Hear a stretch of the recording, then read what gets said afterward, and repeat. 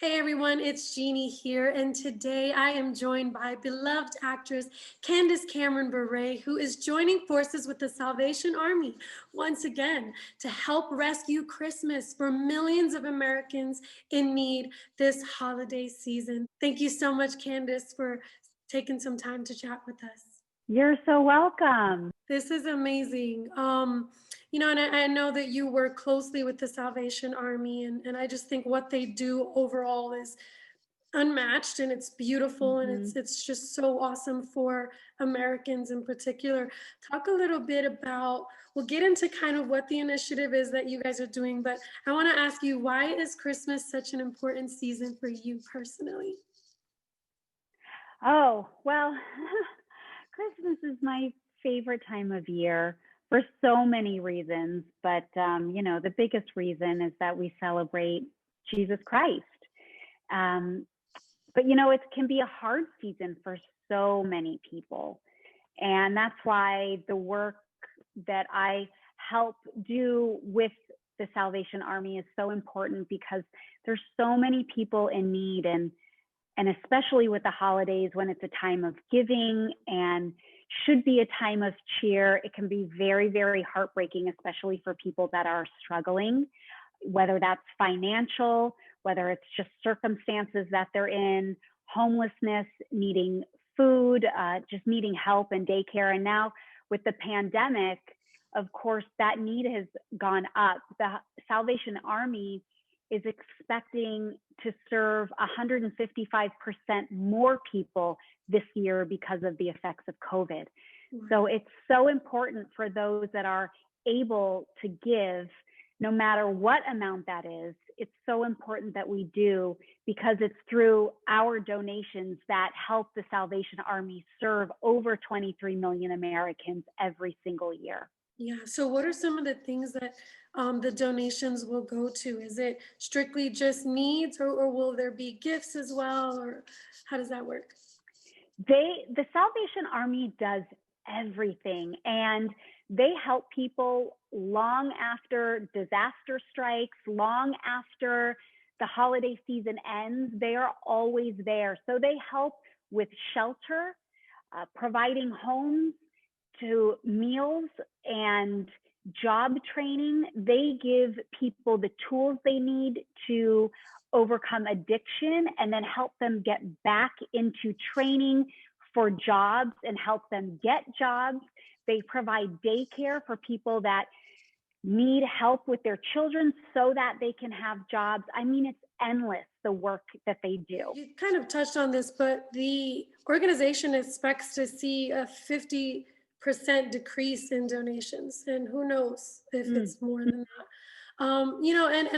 It breaks my heart. Every holiday that we're approaching, I don't even celebrate Halloween, and I felt sad that there were no kids like coming to my Right. door. And so just to think that people will be afraid to walk over to the kettles or to give, and I don't even know if the Yeah. Salvation Army will have those because of COVID. Just can you talk about just this new normal that we as a people have to navigate through, and then on top of that, how much harder it is for people in need? Sure. Well, for so many years, you all see the red kettles when you go to the mall or to the grocery store on the street. They're out and about, someone ringing that bell with the red kettle.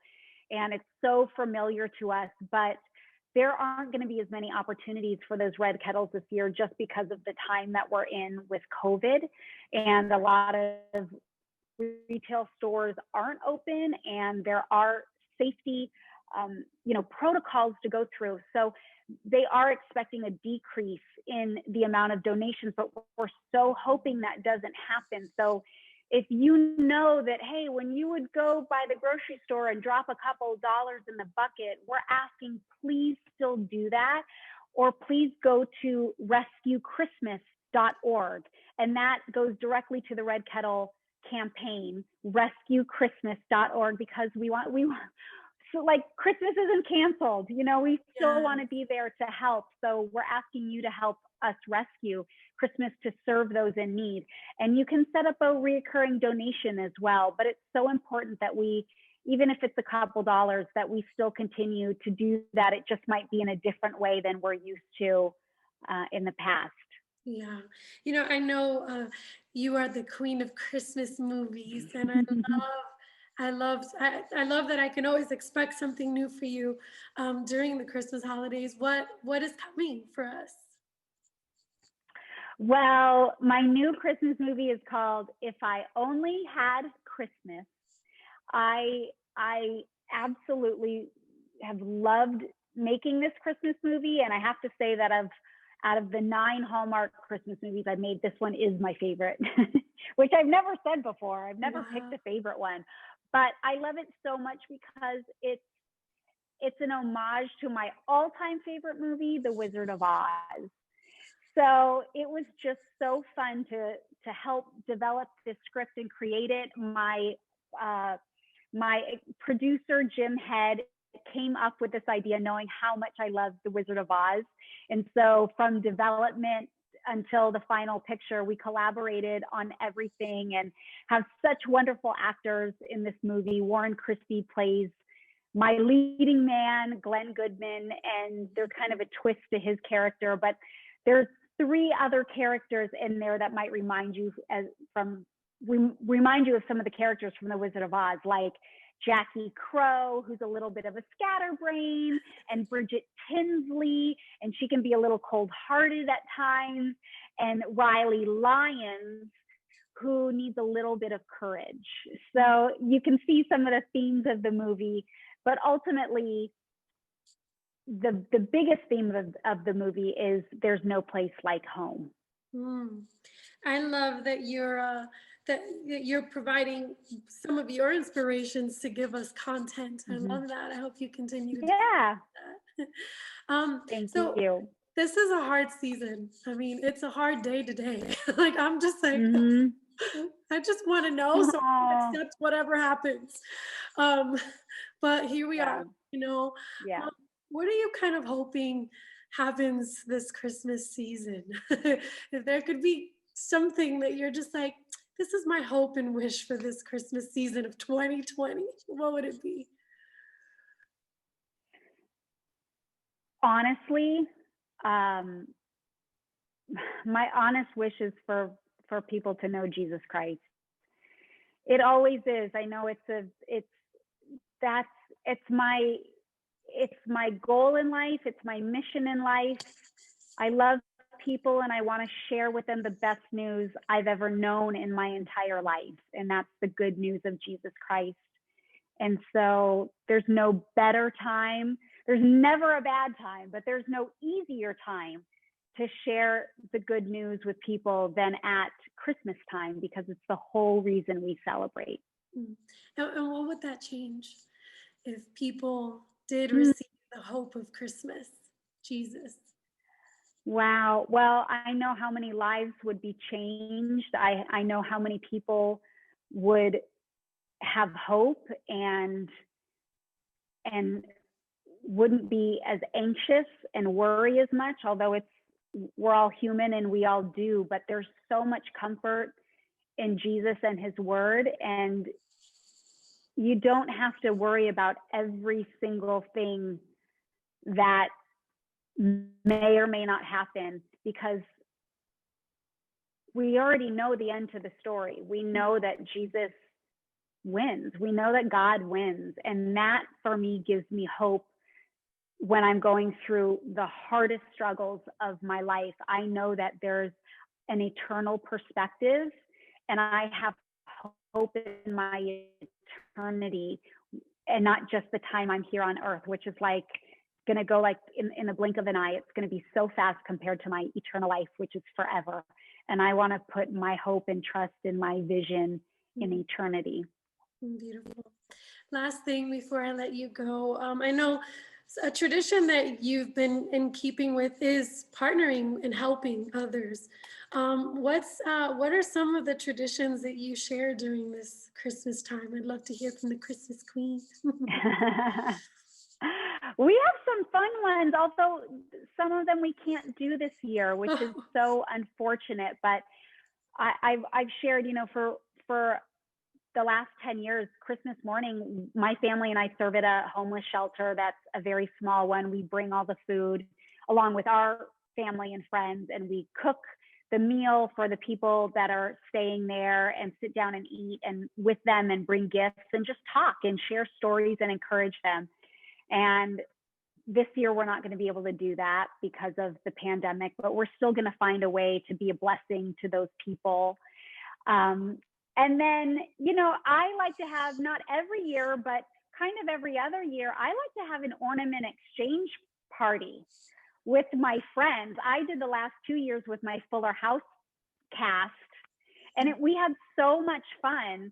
And just, it's a small group, but having a little party at home, and then everyone does it's the Christmas ornament exchange, and you get to steal it up to twice. And so it's always a really fun night. And I felt like, maybe I could still do that this year with a very small group, like 10 people, that could still be safe.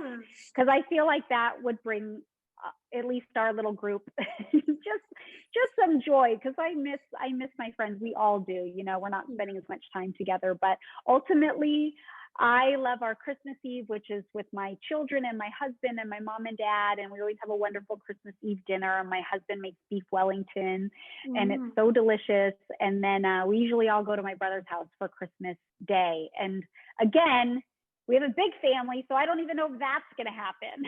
we just have to see. But, I always look at the silver lining, and I always take the most positive things. And I know that ultimately having my parents and my husband and my 3 children at home is like the best gift and best Christmas that we could have. And so I'm praying for everyone. Please know I'm praying for you, because I know not everyone has that. And so I don't know. Yeah. Well, my heart goes out to everyone. Thank you for sharing those intimate moments. I love that. I know you have a book that's coming out. Is it after Christmas? Your new children's book?